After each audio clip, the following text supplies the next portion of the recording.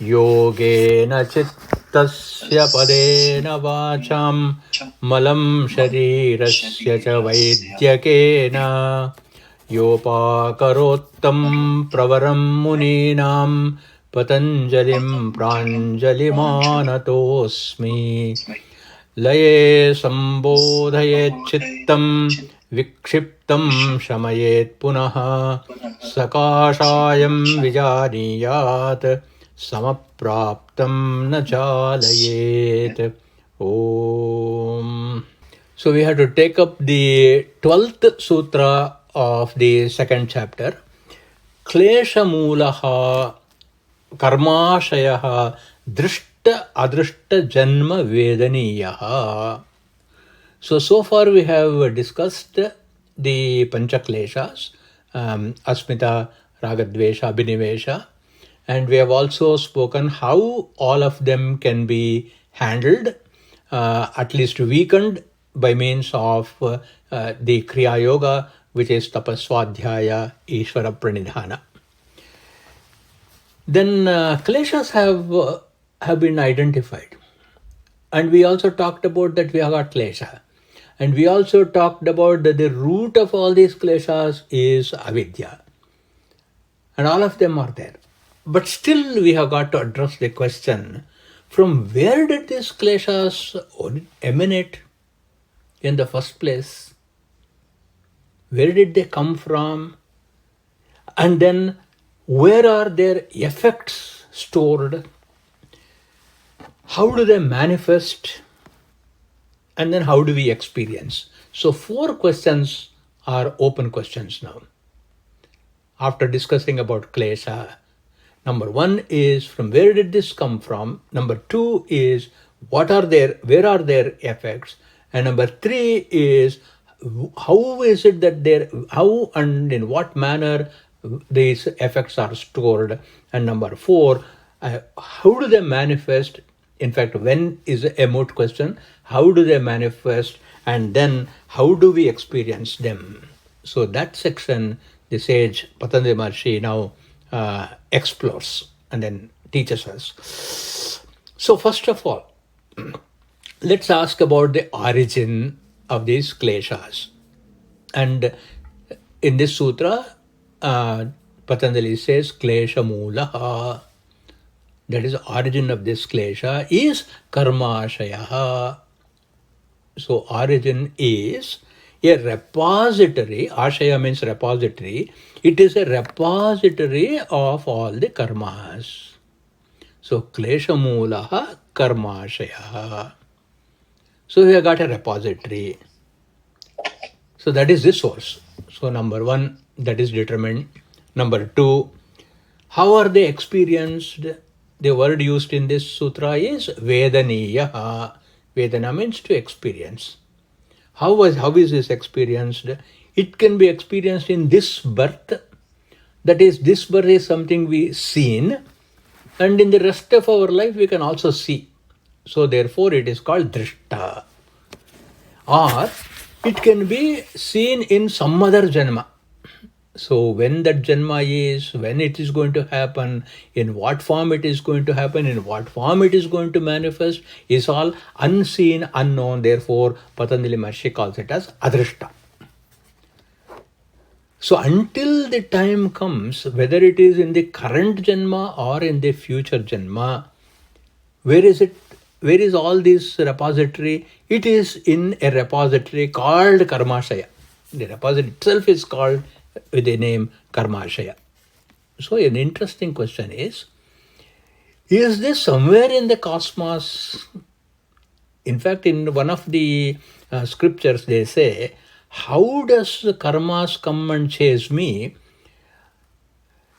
In thousands of an assembly of the thousands of the herd of thousands of the cows, just as the calf finds its mother, like that our karmas will come and find it. Yatha dhenu sahasreshu. Among a flock of, among the group of thousands of cows, The calf finds it. That means to say that somehow Karmashaya is somewhere else. But Yoga Shastra is saying, no, it is not somewhere else. It is actually in the Antakarana, in our own Sukshma Sharira. This is very, very significant point, because until complete liberation is attained, our Sukshma Sharira traverses from one body to another body. And therefore, all the karmas that I have accumulated, which are awaiting to get the fruits, will actually deposited in the Antakarana, in the Chitta, that is the memory part.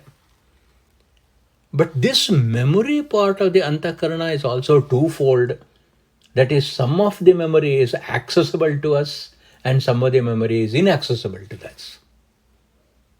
And therefore, this memory of all the karmas that have been accumulated and this repository is in our own Antakarana, is within us only. Only thing is, we do not exactly know where it is, and we do not exactly know how to access that. That is all. In other words, it is not in a recallable memory. Now, this point is also very significant, since we carry in our own Antakarana all the karmas that we have done, and that Antakarana travels from one location, one body to another body in the manifestation. So all specific karmas relating to this jiva, my jiva, will always be with me only, and therefore there is no question of searching for the karma person in a group of an infinite number of cows. So this is a different viewpoint that Patanjali Maharshi says. Karma is generic and specifically recorded in our own Antakarana. And we don't have access to that. We will get access to that when our yoga practice takes place. So we will see that how Ashtanga Yoga, perfection of Ashtanga Yoga is capable. We are going to see in the third chapter, it is possible for us to know all our past karmas because they are quite accessible within our own Antakarana. We don't have to search in the cosmos for that. It's right in our hard drive only. So we're going to see that. So this repository or karmashaya is also the one which is termed samskara.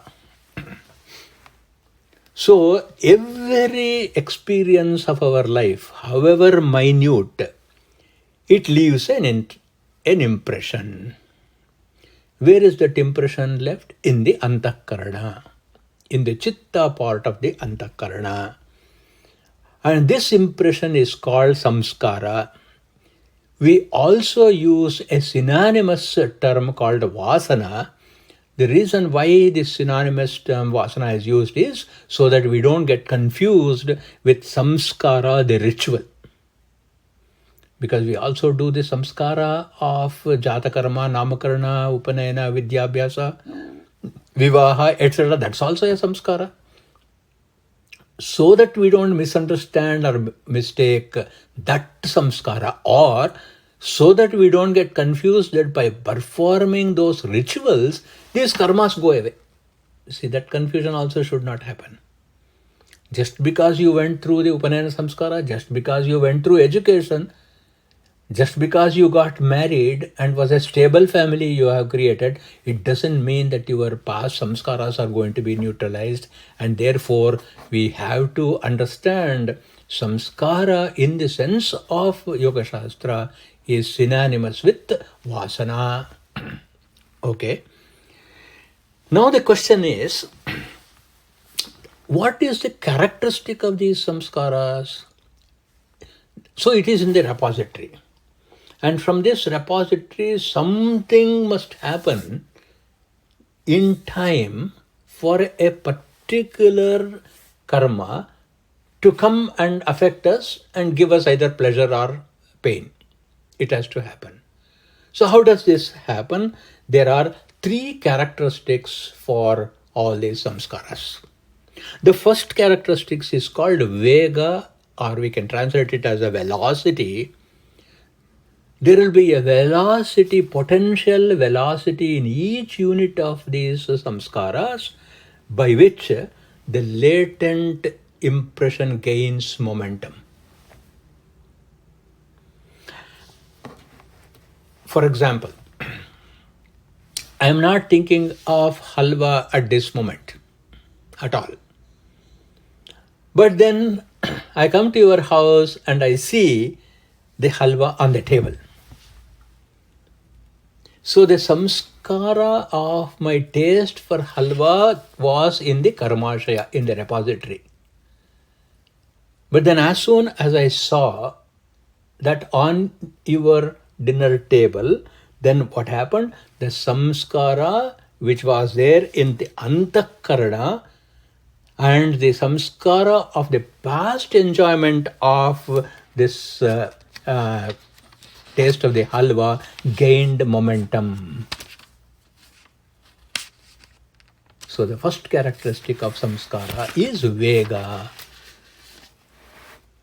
Maybe you make a curry out of Karela, so there is a past samskara which says this is bitter, so I don't want it.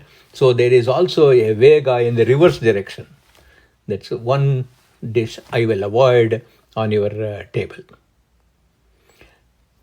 So extrapolating this, punya papa, past acts of punya papa also gains a vega under some circumstances. Just as the presence of the halwa on your table created the vega. This is the first characteristic of a samskara. There is also a second characteristic, and that is called as bhavana or feeling. Let's take the same example. I'm not thinking of halwa. And on your dinner table, there is no halwa. So there is no physical stimulus. But someone mentions halwa.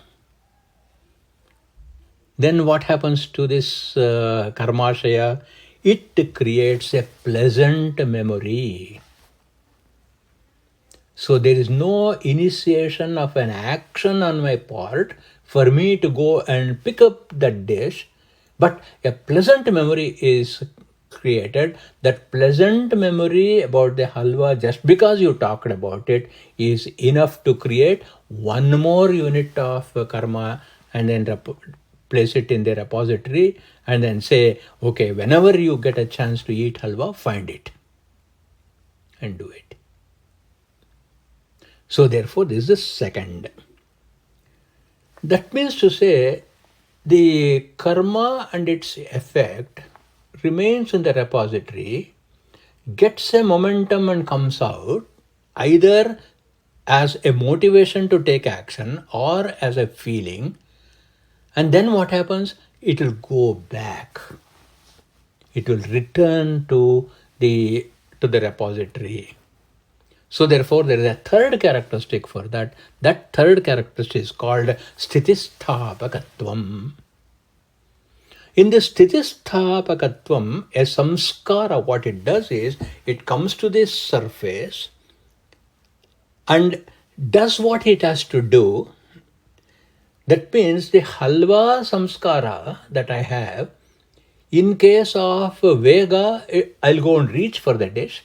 In case of bhavana, I will savor the old taste I have got, and immediately the halwa samskara will go and return to the karmashaya, waiting for the next opportunity either to get the vega or the bhavana. See, this is how karmashaya, actually what happens, will never leave us unless we do something about it.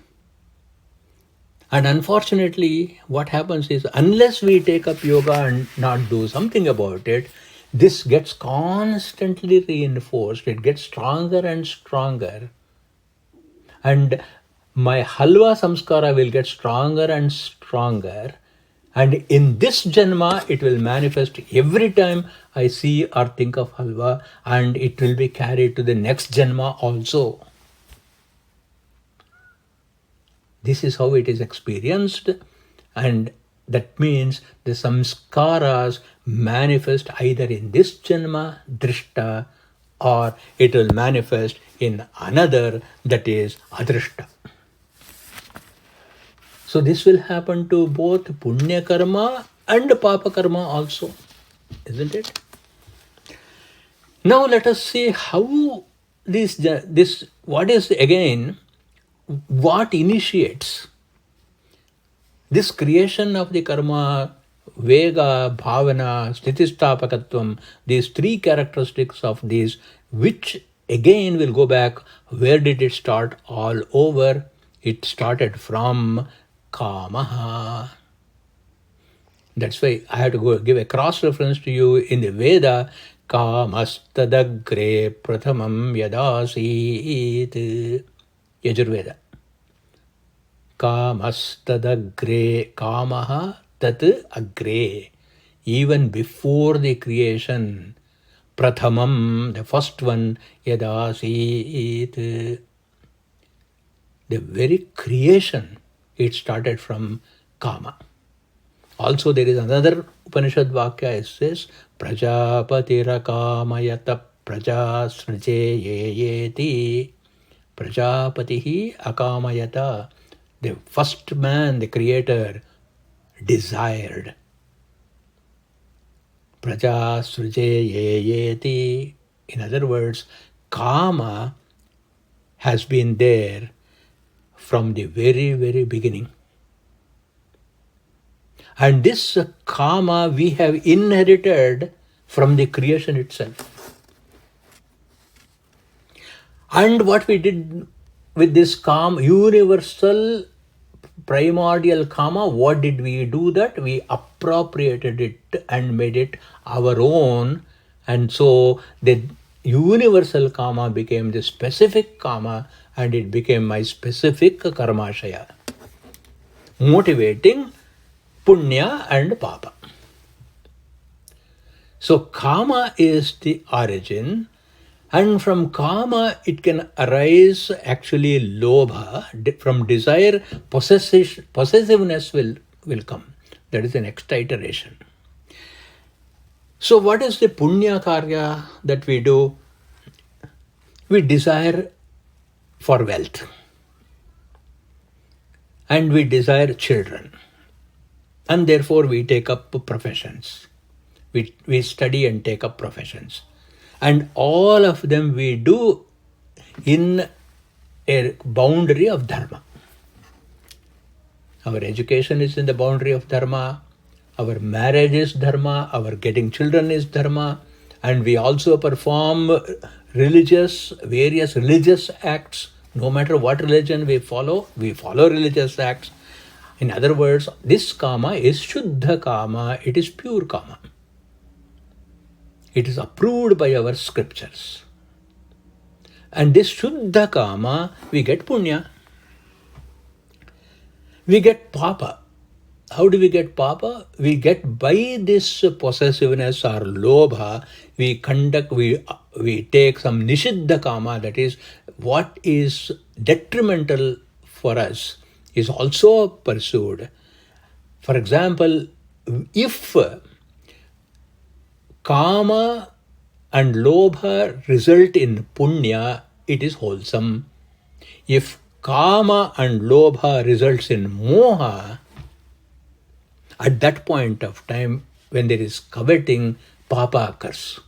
So again, the breaking point is moha.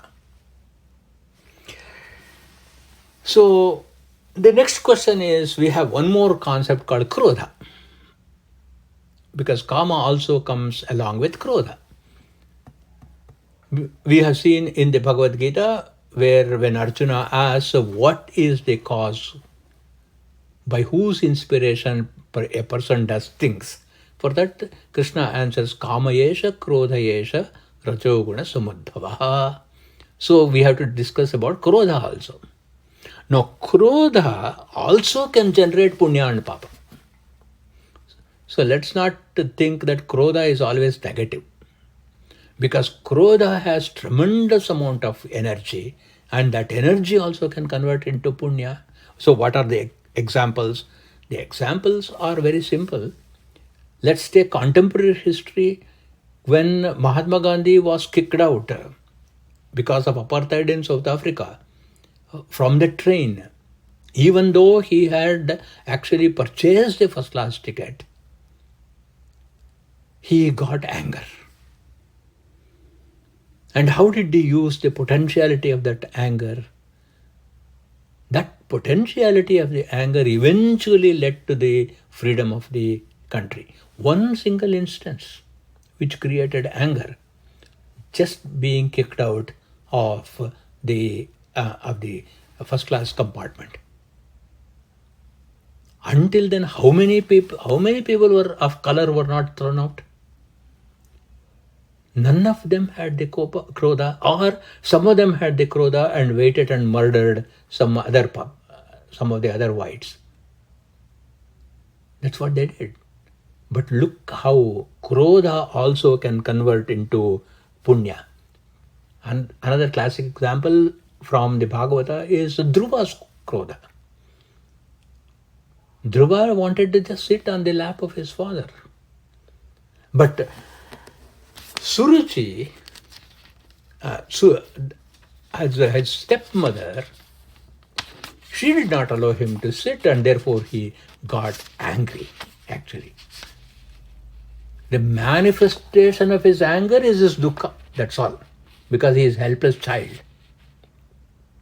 But behind that sadness that he could not sit on the lap is actually anger. But what did that anger turn out to be? It made him go and do tapas. And as the name suggests, he became immortal. So punya karya, Krodha can also cause punya karya. Krodha of Kaushika, of course, who became later Vishwamitra, made him do terrible things. The important point to note is Kama and Krodha are not per se good or bad. It's good or bad is how we have appropriated it. That is the good or bad about it. Whether we convert it into punya or whether we convert it into papa. This is a very important point because, one of the things that Vedanta spiritual studies does is, unfortunately, it weakens people. In the guise of being a good person, many people become useless.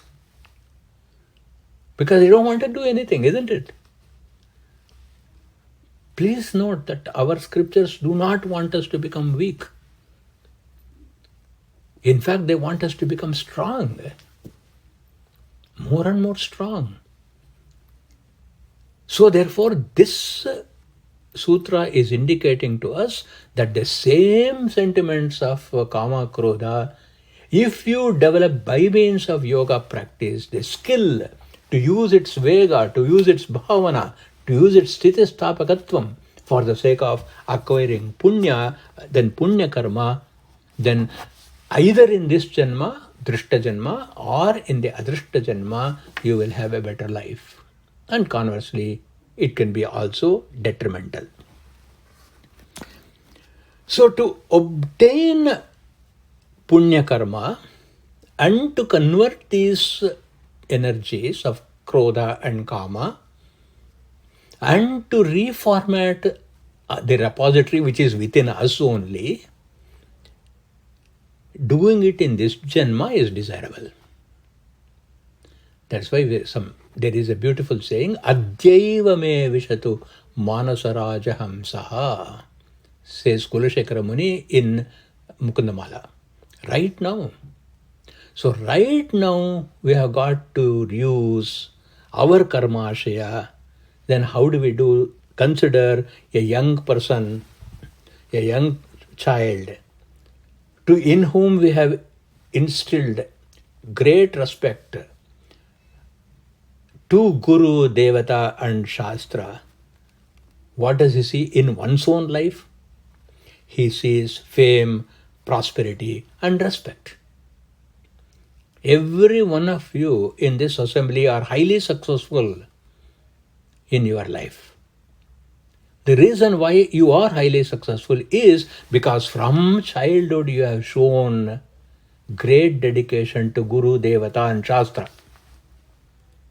That Shastra, whether it is medicine or any branch of learning, it doesn't matter. But you have shown respect. And you have shown respect to Gurus. And Pratyaksha Devata is Guru, Pratyaksha Devata is Mata Pitru, therefore you have worshipped Ishvara also. And therefore you are enjoying the Punya Phala in this Janma only. And therefore your own experience is there. And we can also see how from very simple means, because of this converting the Vega, the Bhavana and the Sthitistapakatvam of karma, you can see by the biography of Abdul Kalam, coming from very, very meager means, how he grew to such a stature. He had all the disadvantages. That was a time when there was quite a bit of rift between Muslims and other religions. In spite of all these things, look how much of Punya Karya he did. Similarly, Papa Karya also can be manifesting within the same Janma. Just as the Punya Karya of Abdul Kalam made him the president and a highly respected scientist, Papa Karya also can manifest in the same Janma. Look at the lives of either Hitler or Saddam Hussein. This is the contemporary stories. Of course, the scripture commentators also talk about the old stories, how Nandikeshwara was the son of Kamadhenu and does Ishvara Pranidhana, and in the same Janma he acquires the role of being the vehicle of Paramashiva. Same Janma, Punya Karya, exalted status. Same Janma, Papa Karya, fall down. In this Janma, there was a king by name Nahusha. So we see this in the Mahabharata called the Ajagara Upakhyana. That means a sub-story based on a great python, Ajagara. And this Ajagara Upakhyana, in this, the story goes like this. Once upon a time, there was an extraordinarily dharmic king by name Nahusha, human being, human king. He was ruling, and his glory, his ability, his power was equal to Indra, God, the king of gods. So we know that Indra had to fight Vritrasura, and then in that skirmish, Vritrasura is killed. Vritrasura happens to be a Brahmana by birth. In the Vedic jurisprudence, there is a rule that the Brahmahatya dosha is a very serious dosha. Killing a Brahmana is very serious. And Indra, it doesn't spare even the gods. So Indra had killed a Brahmana, though Rakshasa, who is Vritrasura, and therefore he had to do tapas to atone for the Brahmahatya dosha. So there is the throne has become empty. You cannot leave it like that. So all the gods together, they approach Brihaspati, and Brihaspati suggests the best person to take the interim charge is Nahusha, so you please bring him and seat him on the throne. So Nahusha is brought to the Svarga and he occupies Indra's throne. How did he get Indra's throne? Devendra Padavi, how did he get? Because of Punya Karya. So just because we have acquired prosperity and the fruits of the Punya Karya in this same Janma, now the scripture is warning, can you sit back and lose control on yourself? To illustrate that our alertness about the manifestation of karma, either as Vega, Bhavana or Sthitistapakatvam, which means that is going to return with additional value, positive or negative, back to the karmashaya, we have to be very, very alert. And therefore, Nahusha forgets that. He gets all the beautiful perks of being a Devendra. All the apsaras are available for his entertainment. But look at the durbuddhi that can come. He says, I am Indra. I have inherited Indra's position on the throne. I should also inherit his wife. So he says, I want to marry Shachi Devi. There the turn happened. So where was that in the karmashaya? In some janma, somewhere, he had coveted a parastri. And the desire for parastri got the momentum now. Because the stimulus of Shachi was there. And so he sends word. Now that I am Devendra, you have to be my wife. And Shachi Devi is dismayed. She doesn't know what to say. First of all, it is eminent domain. And she is Indrani. And since she is Indrani, she has to appease and agree to the current Indra. But at the same time, she is a Pativrata too.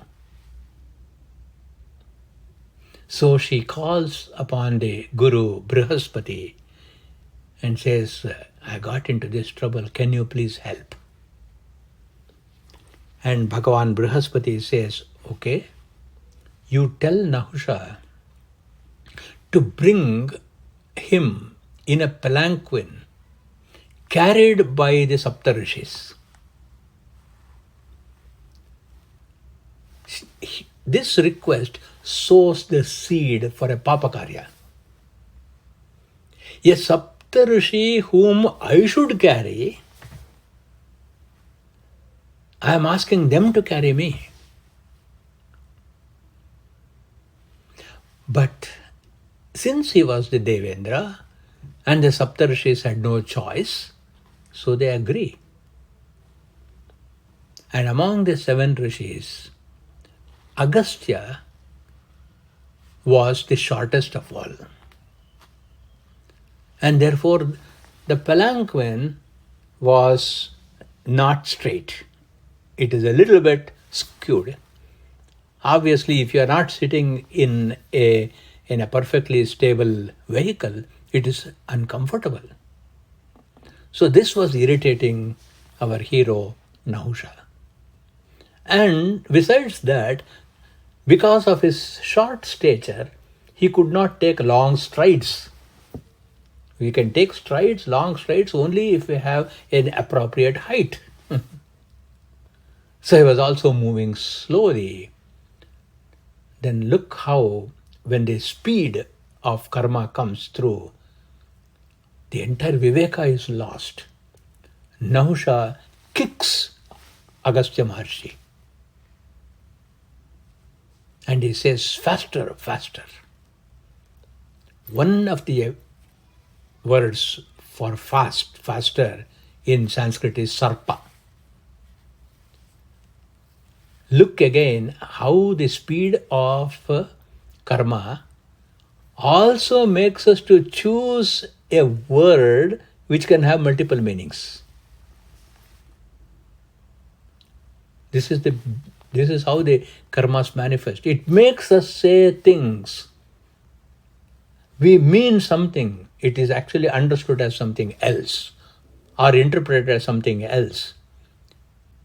And then we have to do so much of damage control. We have to say, I didn't mean to say this, I didn't mean to do this, I didn't mean, and the damage is done forever. Even the right choice of words in our conversation is also, we have to be very cautious which part of our samskara comes up when we speak.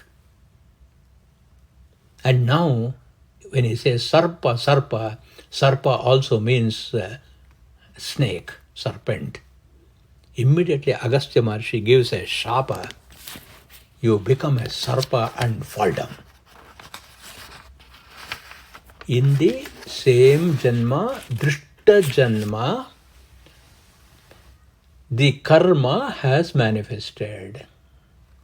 In the same drishta janma, punya manifested as the Devendra's seat. In the same janma, papa manifested as the curse of Agastya Maharshi. Then he has also done punya. Immediately he realizes what a terrible error he had done. Everything flashes back, because what is his samskara? His samskara is Guru, Devata, Shastra, good administration, great king, Mahatapasvi.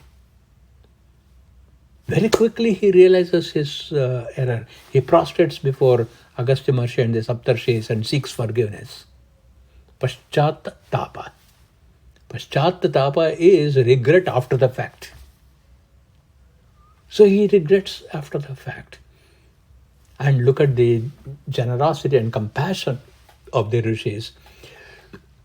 Agastya Maharshi says, I cannot take it back, but you will be in this form of a serpent. But then when Yudhishthira comes later on, and Yudhishthira asks you ask him the questions, various questions, and at the end of that conversation, you will be relieved of the snake's body. And this Nahusha, as a snake, will go and catch Bhima. Nothing, humans or animals, could ever arrest Bhima. And both Bhima and Dhritarashtra are dismayed. How is it an ordinary snake can bind a person like Bhima? And Yudhishthira had to step in and ask him, who are you? And then he says, I am Ajakara. You have to answer my questions if you want me to release your brother. And it's a beautiful conversation takes place.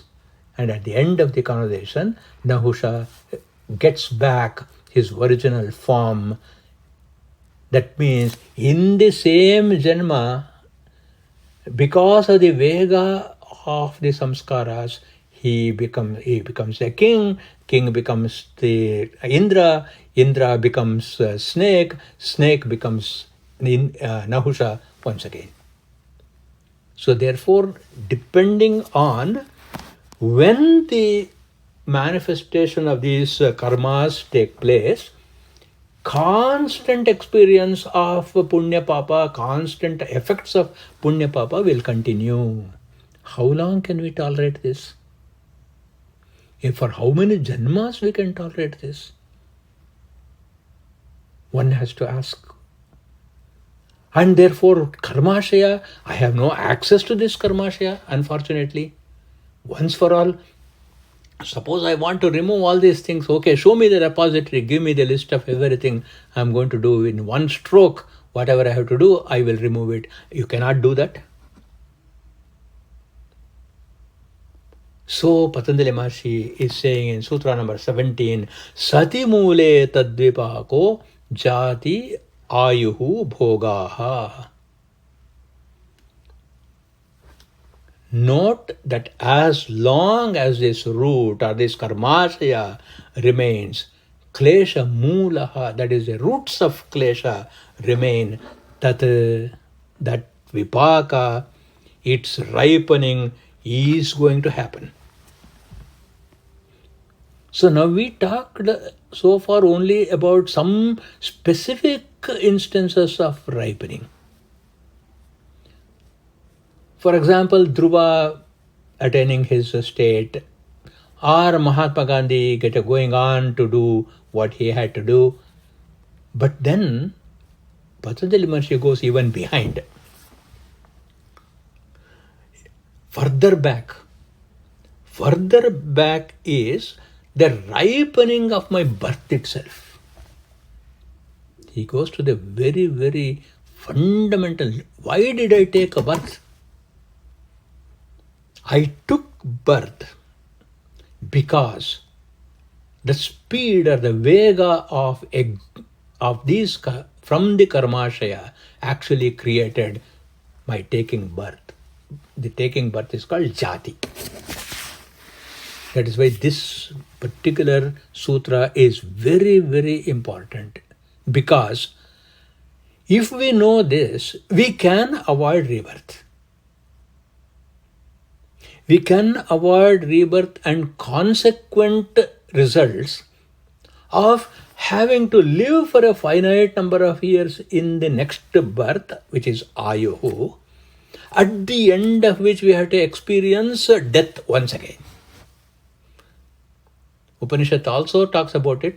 Mritva punarmrityuma padyante adyamana swakarmabhi.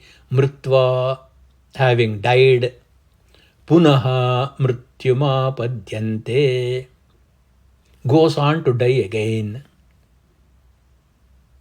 Because adyamana means one who is eating the fruits of swakarmabhi, of one's own karma. This is from the Taittiriya Aranyaka, which we usually use in the Surya Namaskara mantras. Adyamana swakarmabhi. So death again and again and again. And that's why in the last week I mentioned why we cling to life. Why is it we are afraid of dying? Because every time we have died in our past janmas, it has caused us sorrow, sadness. Every death. That's why I'm afraid of death. So instead of worrying about prolonging my life so that I will not die for a good number of time. For Punya Karya, we will live for 100 years, definitely. But we have to take up a project by which Sukha, Dukkha, Marana. Sukha, Dukkha, Marana. All of these things, the inevitability of Sukha, Dukkha, Marana, we have to recognize is caused by this karmashaya. And as long as this repository of karmashaya, sati mule,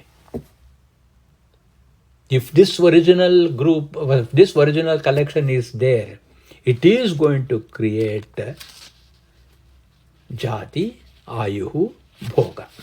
So we have to note this very important point. For a jiva to take birth, for a jiva to have a span of life, and for a jiva to have experiences, how does it happen? There is an alignment. We collect a number of complementary karmas, that is samskaras, stored in this karmashaya, complementary samskaras. The jiva puts them together,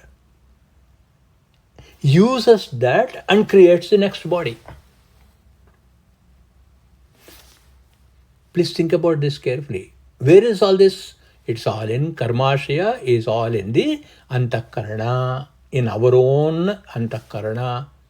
From our own antakarana, what does this jiva do? It will take the number of karmas that are required for taking the next birth So when the person dies in this birth, the jiva is still there because the sukshma sharira has got all the karma ashayas. It puts together the ingredients required for the next janma. Ishvara does not give me punarjanma. I give punarjanma to myself. So what do I do? You have your pantry. In your pantry, you have several ingredients. You have got spices, you have got dal, then you have got water in your faucet, then you have got vegetables in your fridge. So all of these things are the ingredients which you are holding on to, isn't it? And you have the Agni in your stove. And you want to make sambar. To make sambar, you are not leaving your kitchen, isn't it? Every ingredient you require for the sambar, the stove with fire is there, Agni is there, water is right there, the dal is in your shelf, spices are in your shelf. All of them are there. So who makes the sambar? You make the sambar. How do you do that? You just collect all these ingredients exactly for what you want to do. Today you want to do this dish, you collect those things. Tomorrow you want to do some other dish, you collect the appropriate ingredients for that dish. Similarly, what kind of a janma I should take next time, the jiva will determine. The jiva will determine by just as you plan your meal for this evening. Today, what shall we have for dinner? You will be having different types of dinner on different days. And each one has its taste, each one its lingers as so far, each one has got its own nourishment. Jati, Ayu, Bhogaha. All of these things now in this sutra he is saying it is because as long as this repository, as long as you have your pantry, you will be cooking. Then look at our life experiences. Life experiences are of two kinds. Either there is sukha or there is dukkha. So sukha, dukkha somehow can be quantified. I have the pitru sukha. My father is living for a long time. My mother is living for a long time in my life, showing me the filial love. As long as my parents are there, I feel young, isn't it? As soon as I lose my parents, suddenly I feel, oh, I am the oldest generation.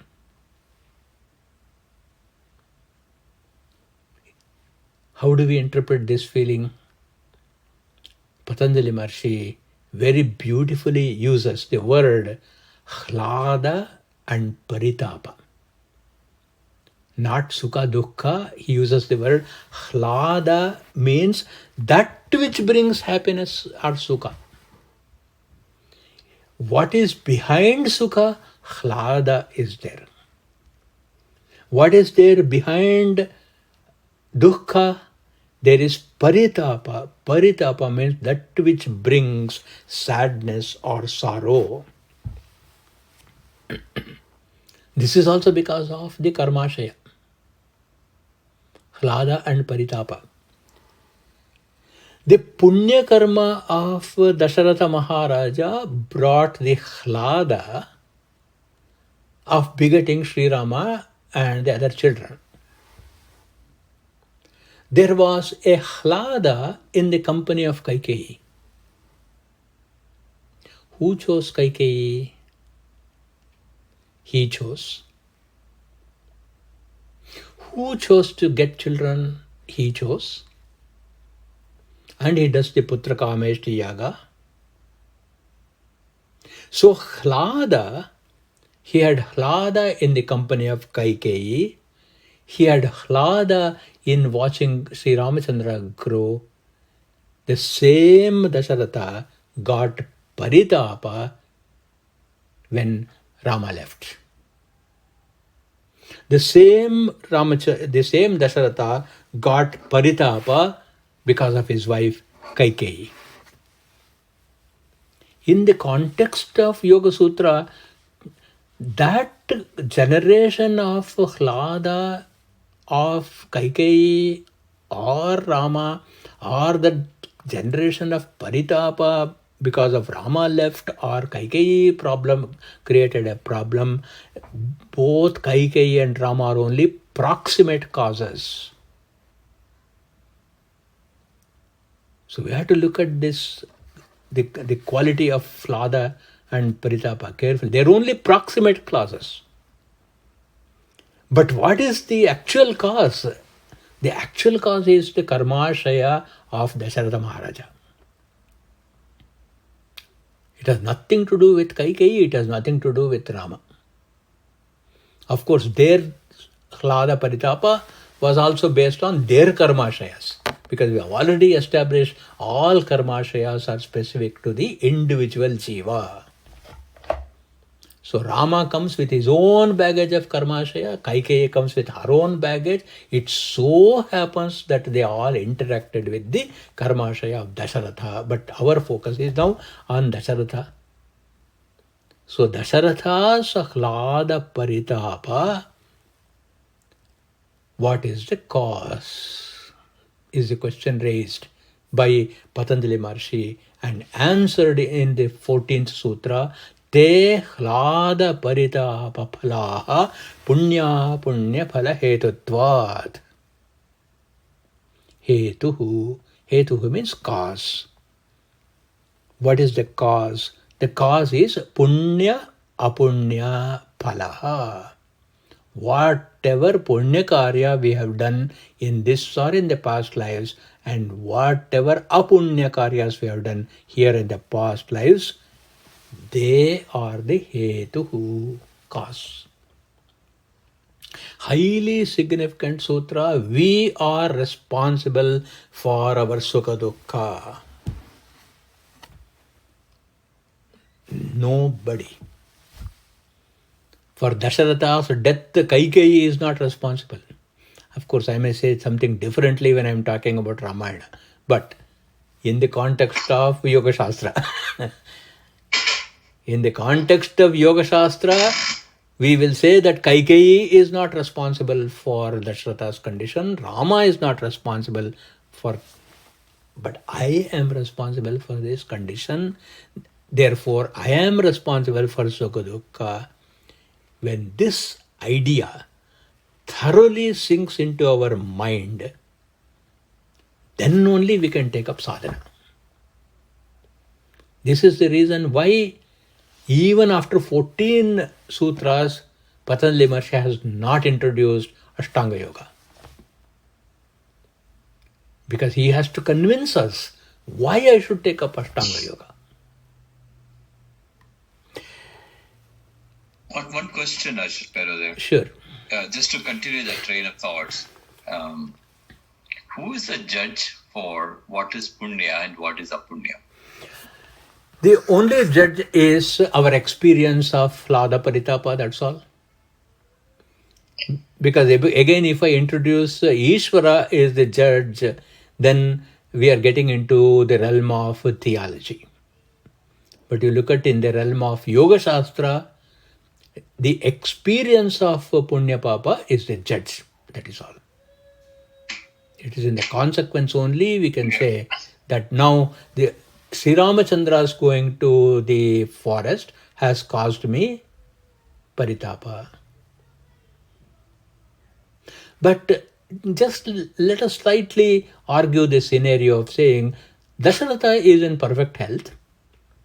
Of course, he wanted to coronate his son. That is okay. But then he could have said, all right, 14 years he has to go. That's fine. Let him go for 14 years. I will still be the king.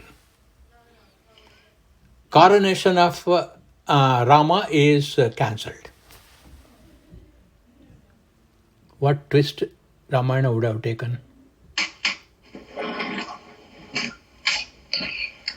So, as far as Yoga Shastra is concerned, that's why this particular sutra gains and answers your question also. Te hlada paritapa phalaha punya punya phala hetutvat. So there is yeah, little bit of a chicken and egg story there, right? Because something has to be a determinant. Because something to become something else, there should be a rule behind it. I was thinking that you might say dharma is the determinant. Sure, dharma. What dharma is probably a determinant of papa and punya is what I thought it might be. Mm-hmm. And again, then we get to a point thinking, are they fixed versus? I'm getting into the idea of ethics, and whereas the idea of ethics is driven by what somebody undergoes. If people have done what is right and still suffered.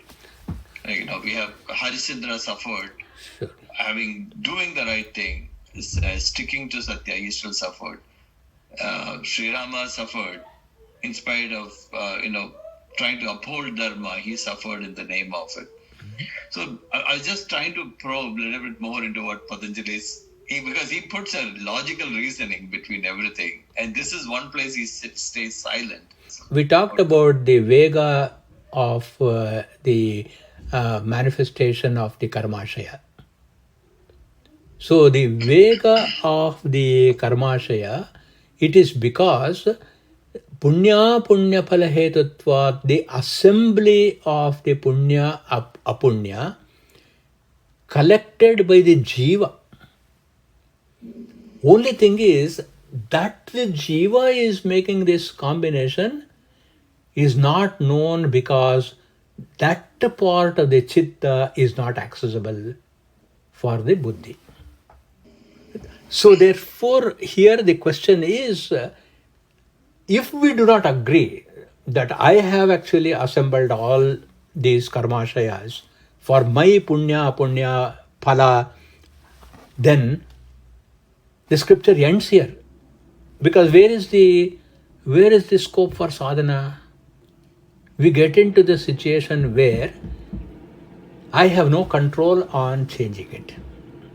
Then the scripture fails here, because it has to say you have made this combination punya phala, and you are experiencing hlada and paritapa. The very fact that you are experiencing hlada and paritapa is you have got punya and apunya. Now I will introduce to you this Ashtanga yoga where you neither do punya nor papa. This is approved by Sri Krishna also when he says Traigunya Vishaya Vedaha Nistraigunya Bhavarchana. So dharma, adharma, punya and apunya, the only way we can achieve is by going beyond these dualities. And Ashtanga Yoga, that is why Adi Shankara accepts Ashtanga Yoga, Vedanta accepts Ashtanga Yoga. It may not accept the final metaphysical viewpoint of Yoga Shastra, but it accepts sadhana. And what does this sadhana say is, we have created the solution. We have created the problem, so we will provide the solution. This is the reason why this morning Nada Vedadhyana Kendra from Bangalore asked me to speak on the Aparadha Kshamapana Stotra, Shiva Aparadha Kshamapana Stotra and Devi Aparadha Kshamapana Stotra. I elaborated this point. In fact, he did not, in these two Aparadha Kshamapana Stotras, Adi Shankara does not ask for Ishvara to say, okay, reset my life. take away all the punya papas and completely reset my life.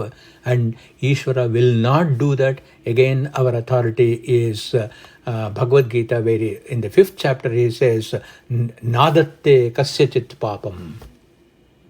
Ishvara is not going to take any of our papa. Sukritancha vibhu. Ajnane avrutam. So I have the ignorance about the karmashaya. And therefore the jiva will continuously format and reformat and create again and again a life. I think I have posted my talk on Shiva Parada Kramapana Stutra, where I have talked about Ishvara gives us reminder after reminder after reminder. That's the role of Ishvara. How I took birth. He gives me a reminder. Hey, why have you taken birth? You have not done anything with your karmashaya. Then the vikara takes place. After taking birth, I become a youth. The change of becoming a youth is a second warning that Ishvara gives. Look, now you have become an adult. Be an adult. Then he gives a third warning. Now you have become an old man. You have turned 60. What have you done? What have you done for removing this karmashaya? You can see in verse number 1 to 4 or 2 to 4 in Shiva Parada Kramapana Stotra, he says, you gave me a warning. I went and slept in the womb of my mother. You gave me a warning. I didn't listen to it. In childhood I was playing. You gave me a warning. I didn't listen to it. In youth I wasted my time. In Aparada Kshamaapana Stotra, classic commentary on this sutra, where in the Kshamaapana he says, I have not used all the resources to neutralize my karma. So please forgive me. Please forgive me means what? Now I am awake. And because I have become awake, I will take up to sadhana. That's where the scripture is taking us. Because if we say that Ishvara is going to take away all my karma, it will not happen. So what does Ishvara do? Ishvara will be my guide. Ishvara will sit with me and comfort me. In fact, one of the metaphors I gave in today's talk in the morning is, your child has got fever and it is suffering from pain. Hlada, paritapa is going on. What can the mother do? Can the mother take away the fever? No. Can the mother take away the pain of the child? No. But what can the mother do? The mother can cook the right kind of food, which the sick child can digest. Correct? So what does Ishvara do? He sends Mahatmas to the world, and then he makes them cook knowledge and give it to us in the form of Shastra. Then what can the mother do? The mother can give medicine for the child to become better. What does the Mahatmas do? They teach. Shanto, Mahanto, Nivasanti Santaha. We have seen this in Viveka Chudamani. What they do, for no reason, ahaituki, for no reason, they will come and guide us. Just like the mother gives medicine to her sick child. What else the mother can do? It will comfort, bring 2 blankets, keep warm, hug, and say, I am here, I will take care of you. Don't worry, you sleep. And the mother does that. What does Ishvara do? Mamekam sharanam vraja aham tva mokshayishyami mashuchaha. exactly what the mother will do in tending to the sickness of the child, but she cannot take the sickness. The child should become better. That is all. Even medicine doesn't make the child better. The child uses the medicine to become better. Avana Yashwant garu? Does medicine make better, or we use the medicine to become better?